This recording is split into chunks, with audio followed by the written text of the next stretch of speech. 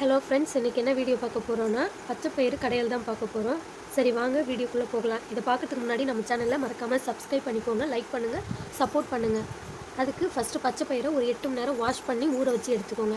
இந்த அளவுக்கு ஊறின பிறகு இப்போது இதை வந்து கடாயில் மாற்றி வச்சுட்டு சின்ன வெங்காயம் ஒரு 10லேருந்து 5 பல் சின்ன வெங்காயம் சேர்த்துக்கோங்க. சின்ன சின்னதாக கட் பண்ணி வச்சுருக்க பூண்டை ஆட் பண்ணிக்கோங்க.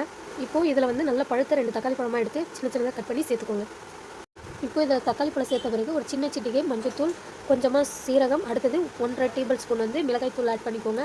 பச்சை மிளகா வேணுன்றவங்க பச்சை மிளகாவும் ஆட் பண்ணிக்கலாம். அடுத்தது இப்போது இந்த பயிர் மூழ்கிற அளவுக்கு தண்ணி விட்டுக்கோங்க. குக்கர்னால் ஒரு 3 விசில் வரைக்கும் விட்டுக்கோங்க. இப்போ நல்லா இந்த அளவுக்கு பயிர் வெந்த பிறகு ஒரு மத்து வச்சு நல்லா கடைஞ்சி எடுத்துக்கோங்க.